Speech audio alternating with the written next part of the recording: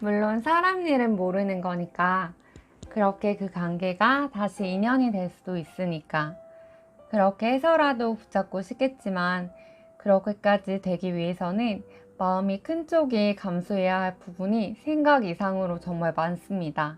이렇게까지 해야 하나 하면서 서럽고 눈물 흘릴 일이 정말 많을 거예요. 안녕하세요. 헬로 열매의 열매입니다. 이미 떠나간 버스는 못 잡는다고 하지만 간혹, 아주 간혹 기사 아저씨가 세워주실 때가 있잖아요. 서로 정말 사랑했던 사람이고 추억이 많았다면 분명 적어도 한 번쯤은 그런 타이밍이 찾아올 거라고 생각해요. 그런 타이밍이 찾아와도 대체 왜 때문에 재회가 안 되는 사람들, 그런 타이밍조차 올 수 없게 만드는 사람들이 있습니다. 그런 사람들은 대체 왜? 그래서 오늘은 재회가 안 되는 사람들의 특징에 대해서 준비해 보았습니다. 첫 번째는 친구로 남는 경우예요. 보통 차인 쪽이 미련 때문에 친구로라도 나오면 안 되겠냐고 해서 친구가 되는 경우가 대부분이에요. 이별 후에는 한동안 서로 떨어져 있었을 테니까 찬 사람도 막상 매일 붙어있던 사람과 떨어져 있다 보니 이별을 받아들이기가 쉽지 않다는 걸 느꼈을 거예요. 그래서 결국 친구로 지내겠다는 말은 상대방도 사귀고 싶어서까지는 아니더라도 어느 정도 미련이 있는 경우가 대부분입니다. 결국 둘 다 서로에 대한 미련이 남아있는 상태이지만 한 명은 재회를 간절히 원하고 한 명은 그리움은 남아있지만 나가기는 싫고 남주기는 아까운 딱 그만큼이라는 거예요. 재회를 간절히 원하는 사람은 처음에는 이렇게라도 연락이 되니까 괜찮을 거라고 생각하고 시작하지만 만나면서 사귈 때 하는 다른 상대방의 태도에 점점 힘들어지고 마음이 공허해집니다. 톡을 해도 느려진 상대방의 답장 속도에 한숨이 나오고 지금 뭐 하고 있는 걸까? 새로운 사람을 만나려고 하는 건가? 집착만 커지게 되고 매번 상대방 눈치 보면서 맨날 약속만 잡으려는 내 모습에 어느 순간 현타가 와요. 처음에는 이렇게 가다가 언젠가는 재회가 되겠지 했는데 시간이 갈수록 관계에 진전은 없고 다시 사귀자는 말도 없으니까 혼자만 안절부절하게 돼요. 만나서 서운한 티를 내면 상대방이 달아낼까봐 부담스러울까봐 내려놓자 마음을 꾹꾹 숨기려고 해도 어느 순간 팡 터지는 순간이 오게 되는 거죠. 나는 너를 이만큼 사랑하는데 대체 너는 어떻게 이럴 수 있냐면서 이별 직후 매달렸던 모습으로 돌아가는 게 허다합니다. 친구라는 건 딴 사람을 만나도 아무렇지 않아야 하고 연락이 엄청 늦게 와도 서운하지 않아야 가능한 거예요. 물론 사람 일은 모르는 거니까 그 관계가 다시 인연이 될 수도 있으니까 그렇게 해서라도 붙잡고 싶겠지만 그렇게까지 되기 위해서는 마음이 큰 쪽이 감수해야 할 부분이 생각 이상으로 정말 많습니다. 이렇게까지 해야 하나 하면서 서럽고 눈물 흘릴 일이 정말 많을 거예요. 경험해 보신 분들은 공감하시겠지만 상대방을 만나고 집에 왔을 때 매번 마음이 이별했을 때만큼이나 힘들 거예요. 어쩌면 친구로 지내지 않았으면 상대방은 시간이 흘러 어느 시점에 우리를 그리워하고 후폭풍이라는 병이 올 수도 있었을 거예요.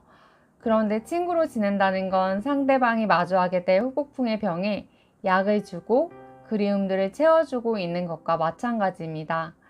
그리고 치사한 사람들은 친구로 만나면서 마치 네가 힘들어하니까 내가 만나준다는 생색을 내면서 책임감 없이 만나는 모습을 보이기도 해요.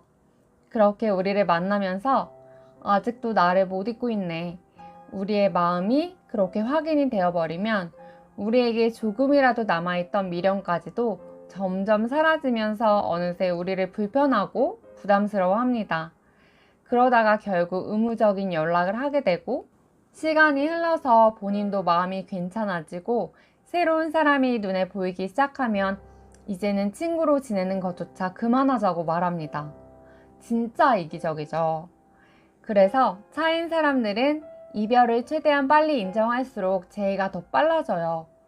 이별을 인정하지 못해 친구로 애매하게 만나다가 또다시 이별을 맞이하게 될 바에야 조금은 어렵더라도 상대방에게 새로운 사람을 만나려고 노력 중이라는 뉘앙스를 흘린다거나, 혹시 상대방이 우리에게 친구로 만나자고 먼저 제안을 했다고 해도 단호하게 거절하면 상대방은 예측 불가능한 상황에서 다른 선택을 할 수 있게 돼요.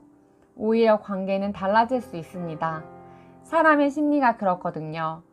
헤어지긴 싫고 남한테 가는 건 아까워하는 사람은 잘라내는 게 답입니다.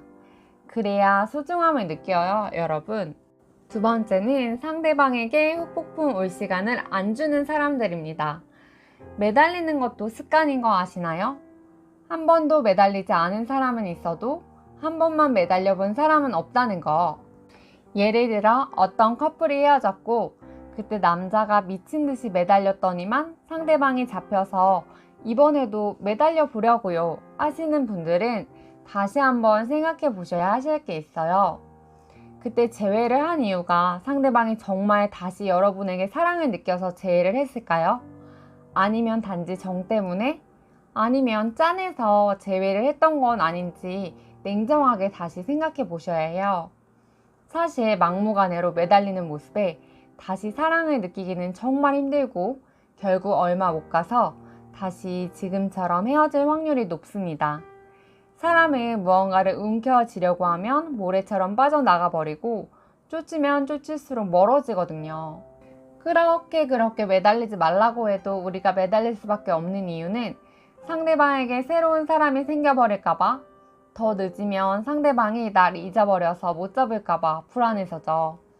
근데 그렇게 매달리기 시작하면 상대방이 싫어하는 행동을 다 하게 됩니다.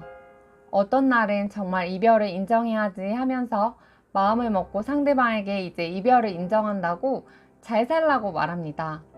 그리고 그날 밤에 상대방 인스타 염탐을 하다가 상대방이 마치 누군가가 생긴 것만 같은 사진을 보게 되고, 와, 얘는 지금 새로운 사람 만나서 이렇게 즐겁게 놀고 있는 것 같은데 난 방구석에서 혼자서 상대방을 그리워만 하고 있네.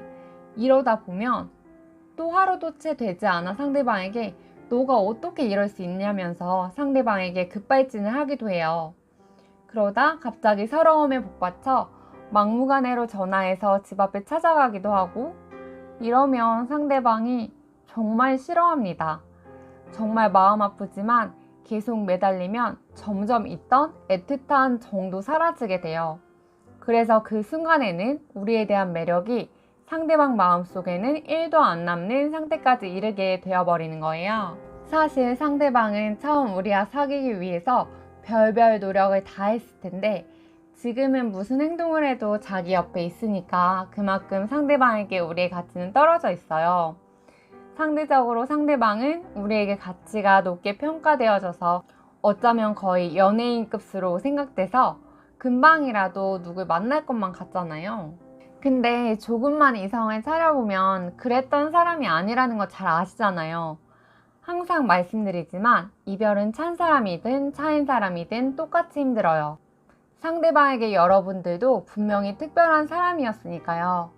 지금 내 생각할까? 뭘 할까? 누굴 만날까? 상대방도 똑같이 생각한다고요. 이건 만난 지 한 달이 됐건 1년이 됐건 그 이상이든 다 똑같습니다. 헤어지고 한두 달 만에 내 생각을 아예 안 할 수는 없거든요. 그래서 상대방도 그 헤어짐이 너무 힘든데 우리는 상대방에게 힘든 시간들을 느낄 틈을 1도 안 주고 붙잡아 버리니까 상대방에게 오히려 마음의 안정을 주게 되는 거예요. 그리고 우리의 모습에 점점 지치고 질리니까 우리에 대한 마음이 멀어지고 이별하기를 잘했다는 확신만을 주게 되는 거죠.